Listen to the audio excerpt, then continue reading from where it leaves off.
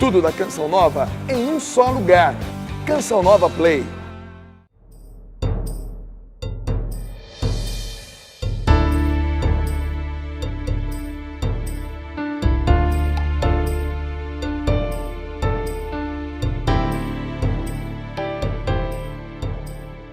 Ela já era considerada santa em vida. Minha avó falava muito, mulher de Deus, e aí ia virar santa. Desde as pessoas mais humildes, mais pobres, até deputados provinciais que vinham até ela se aconselhar. E ela recebe de Deus o dom da clarividência. E esse dom faz com que ela ajude muitas pessoas a encontrar o que estava perdido. Às vezes roubava um animal, ela falava, ó, você pode esperar, vai estar lá em tal lugar. Outra vez o cara estava preocupado, falou, vai embora logo, que vai cair uma ponte. O cara passou, a ponte caiu.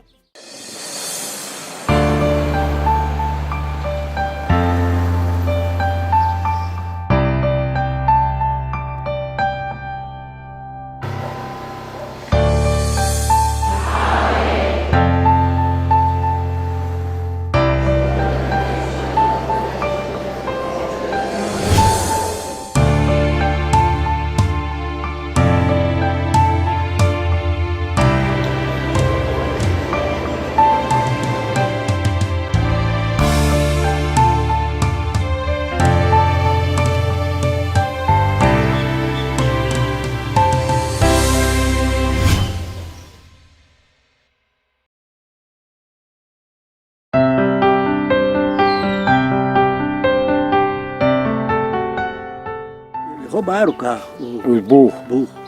o rapaz. Roubaram Mas e isso é outro ele chegou cara, né? cedo aí, não achou coisa. E procurou, não achou e bateu na minha xícara para pedir para ele, para ver se achava. Ele pediu para ver se achava. O sistema dele era isso, para ver que ele achava. Né? Aí que ele mandou, não, você pode ir e tal. Pode ir pode ir embora para sua casa, que amanhã Não precisa ir embora não, pode ir embora. Pode ir embora. No outro dia eles acharam, a hora que ele se levantou cedo, meu avô levantou, abriu a porta aqui para ver, o burro estava amarrado aqui.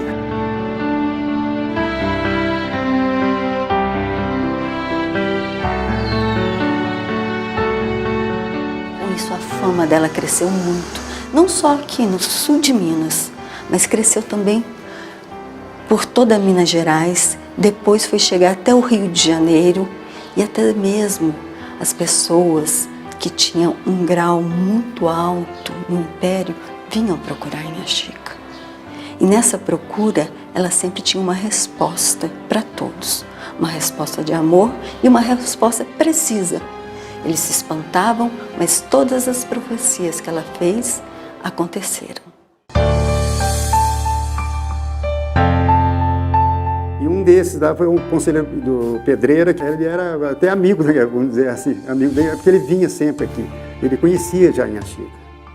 Então ele estava com uma filha já próxima a se casar, né, por volta dos 15 anos por aí, e trouxe a filha, sabe, com um padre. O padre se chama Padre João, veio para pedir que Inha Chica rezasse para a filha. E me parece, conta que ele foi o que celebrou até a missa e a Inha Chica durante rezou para Nossa Senhora da Conceição. E após a missa ele chega e fala para ela, falou para ele assim, olha, a sua filha vai casar sim, vai ter muitos filhos, sim, mas todos eles serão dedicados à vida religiosa. Quando ela tiver uma determinada idade, ela vai então ficar viúva e vai sim entrar numa congregação. O que acontece? Ela teve 13 filhos, perdeu 4, os 9 que sobraram foram 3 homens, viraram frades. Tá? Então, e as 6 mulheres, freiras. Quando ela tinha aí por volta de 62 anos, e essa mulher chamava Zélia, e ela foi dedicar a vida religiosa. Entrou numa congregação, né, Santíssimo Sacramento, e ela ficou lá. E Inha Chica, então, o que acontece? Ela uma profetisa, né? . 。 . 。 . 。 . 。 . 。. 。. 。. 。. 。. 。. 。. 。. 。. 。. . . 。. 。. 。. . . 。. 。. . . . 。. 。. 。. 。. 。. 。. 。. 。. 。. . . 。. 。. 。. . Uma profetisa, né?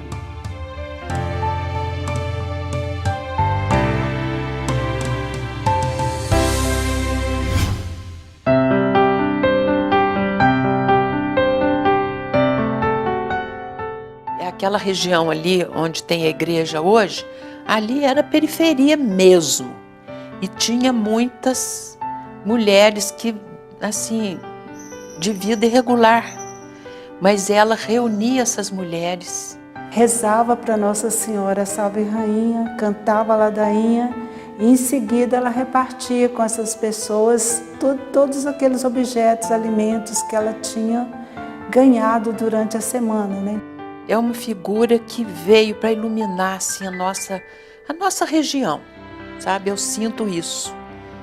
E a fama dela hoje, ela extrapola fronteiras. Nas panelinhas, na cozinha, sempre tinha uma comida. E essa comida, mesmo pouca, alimentava uma legião de pessoas, de famintos, de pobres, que vinham até a janela e pediam um pouco de comida para ela. Todos eles não saíam sem pelo menos receber um prato de comida. Gosto muito de recordar aquilo que ela sempre dizia quando as pessoas a perguntavam: você é santa? Porque ela já demonstrava, né, conseguir receber tantas graças do Senhor. Ela falava: eu não sou santa. Isso acontece porque eu rezo com fé. E Deus, pelos merecimentos de sua mãe, Maria Santíssima, me atende. E a Nossa Senhora me ouve. A minha Sinhá, que ela chamava Nossa Senhora de minha Sinhá. A sua pequenez ainda nos desconcerta, porque estamos ainda marcados por tantos orgulhos, por tantas vaidades, e ela nos inspira a sermos fiéis no pouco. E esse pouco acrescenta a demasiada graça do Senhor.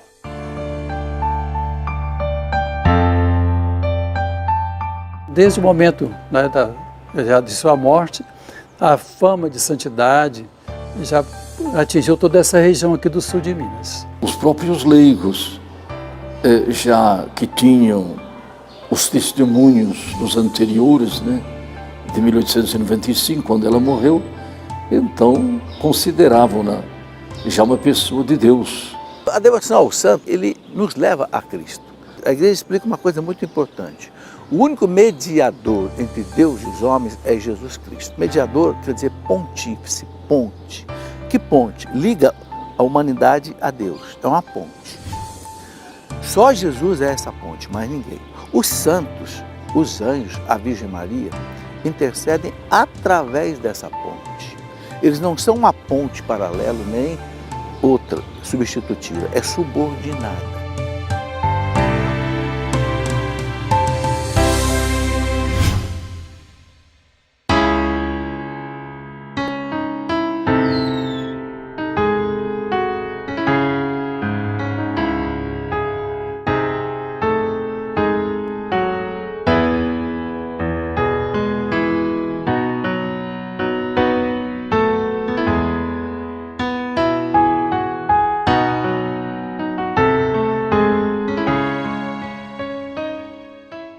Minha Chica, ela nasceu em São João del Rei, mais precisamente numa fazenda chamada Porteira dos Vilela, num distrito policial de São João del Rei, de nome Rei das Mortes.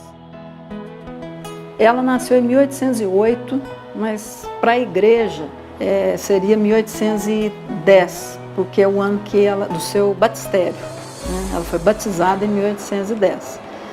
Sua mãe chamava-se Isabel Maria, né? Ela era filha caçula e uma outra irmã chamada Maria. E a gente sabia, pelo testamento de Minha Chica, que ela tinha um irmão, que era o Teotônio Pereira do Amaral. E ele tinha o título de tenente.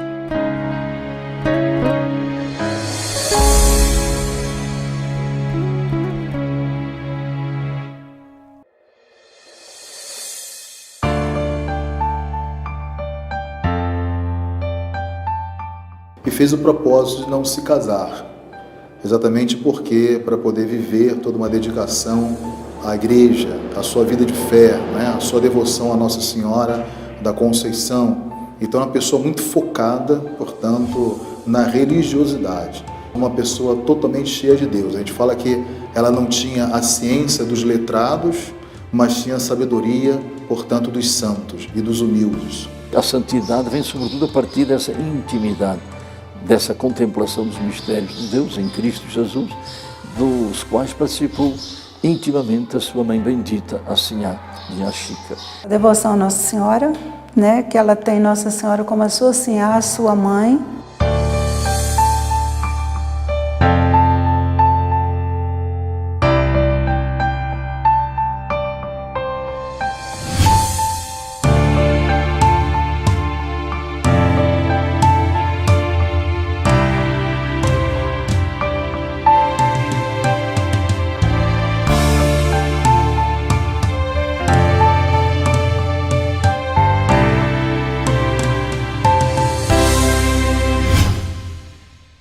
Quando Teotônio, o irmão dela, faleceu em 1861, ele deixou por escrito um testamento onde ele deixava uma parte da herança para Maria Joaquina, que é irmã da Nha Chica, e também para Nha Chica.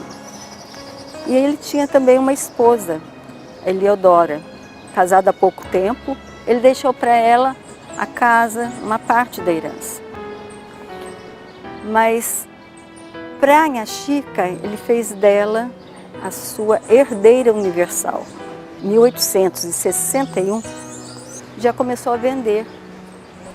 E nessa venda, ela já arrecadou um dinheiro, guardou um pouco do dinheiro, mas a outra parte ela reverteu em ouro, que ela mandou dourar o altar da igreja de Santa Maria de Montserrat.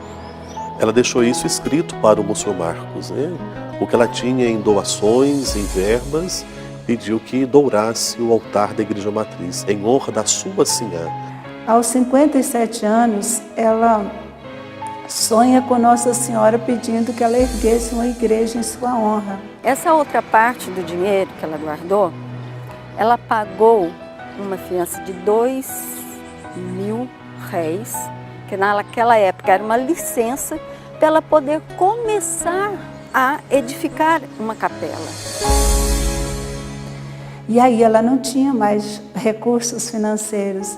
Ela foi até o padre, ele falou que isso seria quase impossível, mas ela, na sua teimosia em obedecer a Nossa Senhora, ela começou a fazer pedidos de esmola na vizinhança e já chamou uma pessoa para fazer os adobes. Tanto que para ela construir a capela, ela precisou de ajuda de todos. Ela foi guardando, estocando naquele local onde seria construído, ela foi estocando todo o material necessário, adobes, areia, terra e madeira, até começar a construir a capela. O mestre de obras chegou para ela e falou: não vai dar, né? Não vamos conseguir terminar essa sacristia porque não dá. E ela dizia: minha Sinhá é quem sabe. Ela foi até a imagem de Nossa Senhora da Conceição, aquela pequena imagem, e perguntou para ela se daria ou não. Ela já voltou com a resposta. Falou para o mestre de obras: pode continuar. No final, não faltou um tijolo e não sobrou nenhum e não faltou nenhum. Exatamente.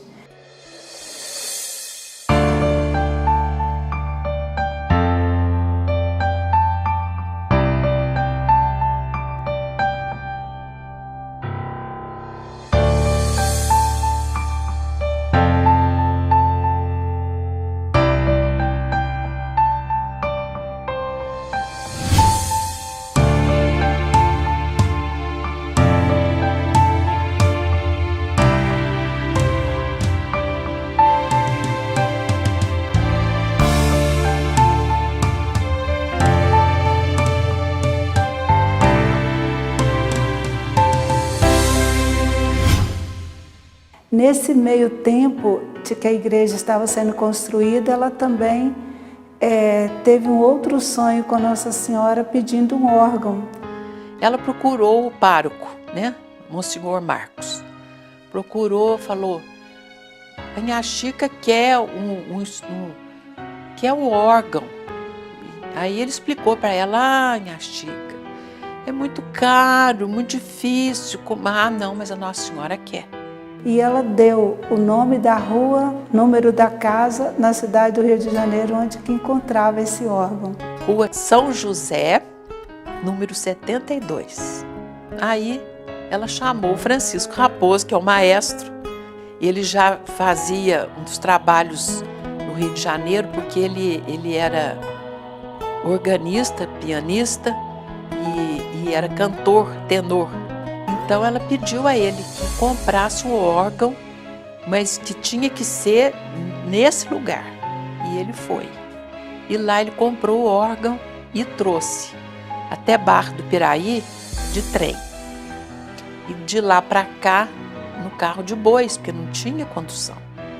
Mas como veio de carro de boi, parte do caminho, o órgão chegou aqui e não funcionava. Um dia, na quinta-feira, às 3 horas, ela falou, deixa eu consultar minha senhora. Foi lá, se recolheu à casinha dela. Ela voltou e falou, não, Nossa Senhora disse que vai tocar amanhã, sexta-feira, às 3 horas. Agora, o incrível que eu acho, que o maestro Raposo já era um músico famoso, né, no Rio. E ele se submeteu a ela, ele não mexeu no órgão. Ele aceitou aquilo, era um homem de fé também. E aí, na sexta-feira, todo mundo volta. E o órgão toca.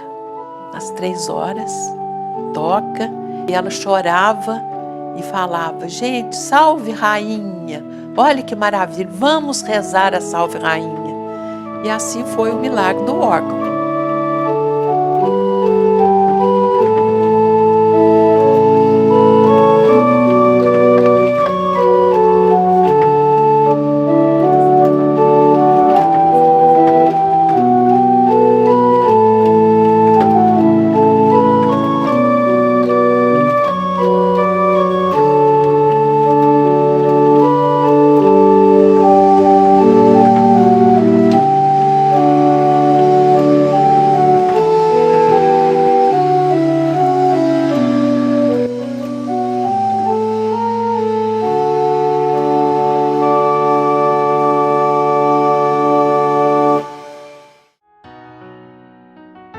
Existe uma única fotografia, né, que se conhece dela.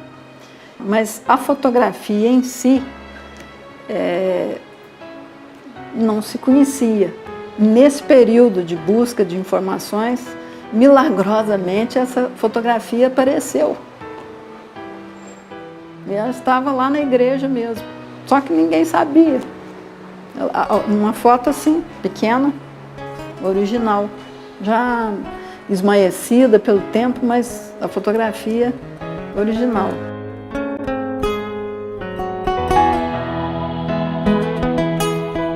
Sabia que ela tinha a fama de santidade em vida, que era a mãe dos pobres, né? E tinha uma entrevista que ela deu pouco antes de morrer para um médico que frequentava Caxambu, que é o doutor Henrique Monar. E interessante que ele era um médico, um cientista, cético, não era uma pessoa religiosa. E ele veio mais de curiosidade, porque ela era muito falada, que ela fazia milagre, que ela profetizava. Então ele veio fazer uma entrevista com ela, isso em 1893, mais ou menos. E ele fez uma entrevista com ela, ela já estava bem velhinha, tanto que ela morreu em 95, né? 1895. E ele sai da entrevista cativado e termina a entrevista dizendo: Santa Francisca de Baipendi, ora pro nobis.